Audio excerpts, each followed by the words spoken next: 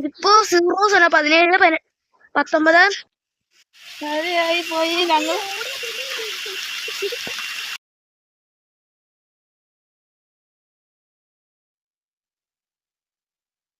കഴിച്ചുകൊണ്ടിരിക്കുമ്പോൾ നിങ്ങൾ എന്റെ മുഖഭാവം ശ്രദ്ധിക്കരുത്. ഹായ് ഹലോ, എല്ലാവർക്കും പുതിയൊരു വീഡിയോയിലേക്ക് സ്വാഗതം. ഇത് എങ്ങോട്ട് പോവാന്നല്ലേ, കാടൊക്കെ കാണിച്ചു. ഇത് ഞങ്ങളുടെ വീടിന്റെ കുറച്ച് മുകളിൽ കയറിയുന്ന കാണുന്ന വ്യൂസ് ആണ് കേട്ടോ.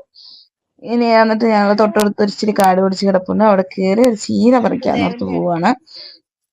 അപ്പൊ ഞാൻ അസിസ്റ്റന്റിന്റെ കയ്യിലോട്ട് ഞാൻ ക്യാമറ കൈമാറി. പക്ഷെ അസിസ്റ്റന്റ് ഇത്രയും നന്നായി വീഡിയോ എടുക്കുമെന്ന് ഞാൻ വിചാരിച്ചില്ല. കൃത്യമായി എന്റെ ബാക്ക് മാത്രം വീഡിയോ എടുത്തു വെച്ച എന്റെ അസിസ്റ്റന്റ്.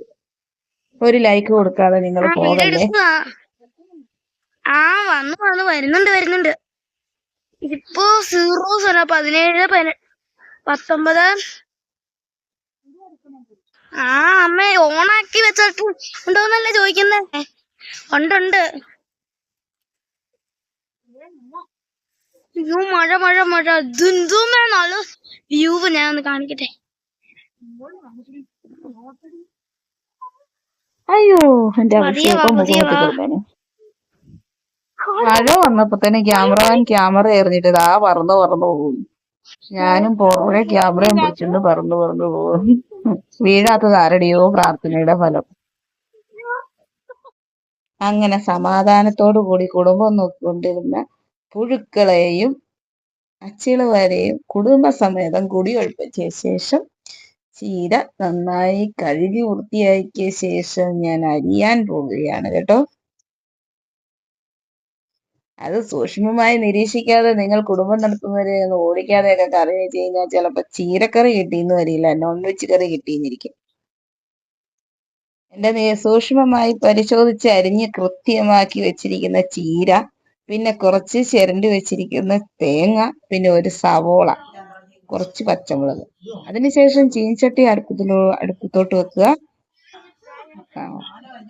എണ്ണ ഇരിക്കണ്ടേ? എണ്ണ നോക്കിയപ്പോൾ ആയിരിക്കുന്ന അവനിരുന്ന് ഉറങ്ങും. അമ്പടാ, നീ അങ്ങനെ ഉറങ്ങിയാൽ ശരിയാകില്ലെന്നും പറഞ്ഞ് ഞാൻ അവനെ ചൂടാക്കി എഴുന്നേൽപ്പിക്കുകയാണ് കേട്ടോ. ചൂടാക്കിയിട്ട് മുരുകാത്ത എണ്ണക്കുപ്പിയുടെ അണ്ടക്കിട്ട് 2 തട്ട് കൊടുത്ത് എണ്ണ ഇതിലോട്ട് ഇട്ടപ്പത്തേനും ദാ കിടക്കുന്നു വീണ്ടും കീരനിരുന്ന് കരയുന്നുണ്ട് കേട്ടോ. അതിനുശേഷം എണ്ണ ചൂടായ ശേഷം കുറച്ച് കടുക് അതിലോട്ടിടുക. കടുക് അതിന്റെ വെടിക്കൂട്ട് കഴിഞ്ഞ ശേഷം കുറച്ച് സവോള,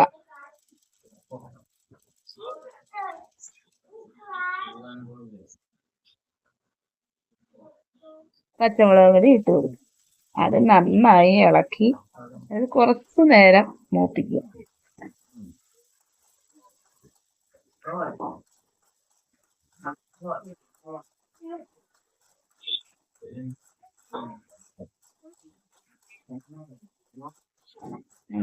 ഒരു ചെറിയൊരു ബ്രൗൺ കളറാകും തരും.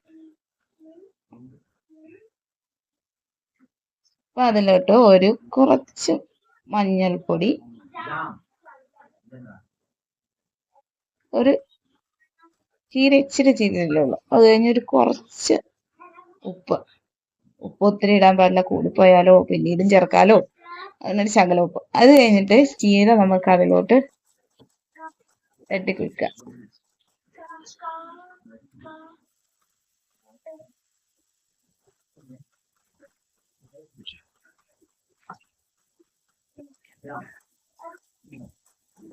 ചീര നന്നായി ഇളക്കി യോജിപ്പിച്ച ശേഷം തട്ടിപ്പൊത്തി വെച്ചിട്ട് ഒന്ന് നമുക്ക് മൂടി വെക്കണം.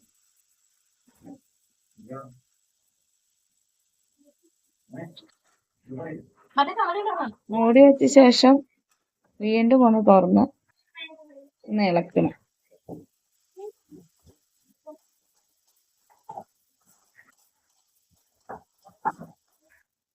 അത് കഴിഞ്ഞ് ഒന്നും കൂടി തട്ടിപ്പൊത്തി വെച്ച ശേഷം ഒന്നുകൂടെ ഒന്ന് മൂടി വെച്ചിട്ട് ശകലം നേരം ആവി വരുന്നിടം വരെ നോക്കുക.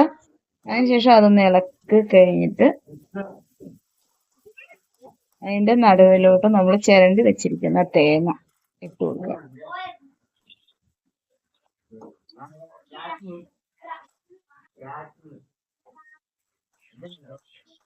തേങ്ങ ഒന്ന് ഇട്ടിട്ട് ഒന്ന് ഇളക്കുന്നതിന് നടുക്ക് വെച്ചിട്ട് ഇങ്ങനെ ഒന്ന് ആവി കയറ്റുക. എന്നിട്ട് മൂടി വെച്ചൊന്ന് ആവി കയറ്റണം.